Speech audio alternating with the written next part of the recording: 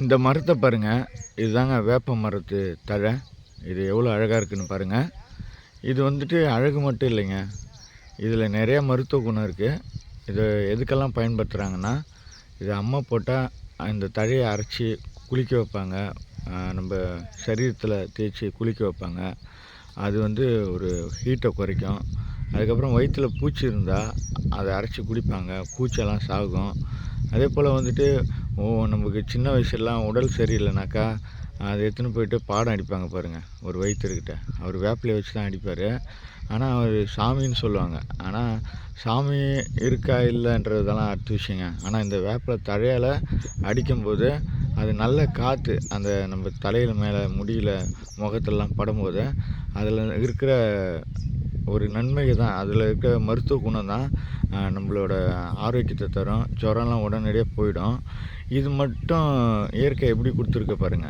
இது வந்து நமக்கு காசு இல்லாம, பணம் இல்லாம நெனைக்கிற இடத்துல கிடைக்குதுங்க இது. இத வந்துட்டு நம்ம வந்து பயன்படுத்த மாட்றோம். ஒவ்வொரு வீட்லயும் வந்துட்டு ஏதேதோ வேஸ்ட்டான ஒரு மரங்கள்லாம் வச்சு அழகுக்காக வச்சுருக்கோம். ஆனா ஒவ்வொரு வீட்லயும் கட்டாயம் வைக்க வேண்டிய ஒரு மரம் தான் வேப்ப மரம்.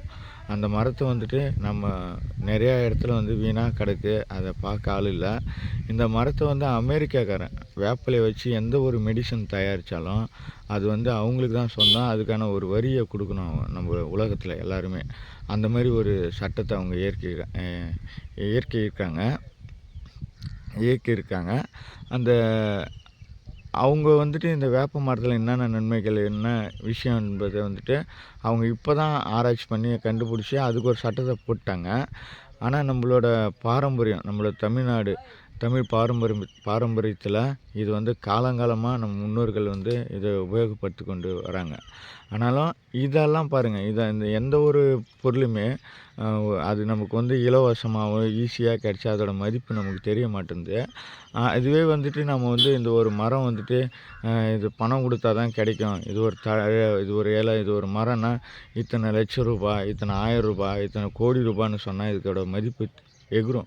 என்னைக்குமே வந்து கடவுள் வந்து ஏழைங்களுக்கும் சரி, எல்லாருக்குமே சரி, அத வந்துட்டு ஒரு ஈஸியா கிடைக்கிற மாரி ஒரு படைப்பு இருக்கு. அத ஈஸியா அனுபவிக்கணும், அது நல்லதா அனுபவிக்கணுன்ற போல. அதனால தான் நமக்கு இதெல்லாம் கிடைக்குது. நமக்கு வந்து எந்த ஒரு விஷயமும் சரி, அது வந்து நமக்கு சாதாரணமா கிடைச்சிட்டா அதோட மதிப்பு நமக்கு தெரிய மாட்டுது. கஷ்டப்பட்டு போராடி, அது பணம் குடுத்து அத வாங்குனா தான் அது வந்து நமக்கு அது ஒரு பெருசா நமக்கு தோணுது. வேல்யூஃபுல்லா நெனைக்கிறோம். ஆனா வந்து நமக்கு சாதாரணமா அது கிடைக்கும்போது அத கண்டுக்க மாட்றோம், மதிக்க மாட்றோம். இதுக்கப்புறம் இந்த வேப்பிலைய பார்த்தா, இதுக்கு ஒரு முக்கியத்துவம் குடுங்க. நம்ம வீட்டில எந்த இடத்துல இருந்தாலும் ஒரு வேப்ப மரத்த நம்ம நடணும். அந்த ஒரு எண்ணத்த உருவாக்கிங்க.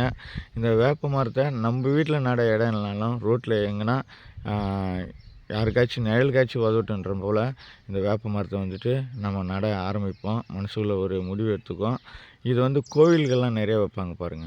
ஏன்னா, இந்த கோயில சுத்தி வரும்போதே தெய்வம் நமக்கு வந்து சுகத்த தருதோ தரலையோ, இந்த காத்து பட்டு அந்த தழைகள் நம்ம மேல பட்டு, இத சுத்தி சுத்தி வர அந்த மாரி ஒரு நல்ல ஒரு சுகத்த இது குடுக்கும். இதாங்க இதோட முழு விளக்கம்.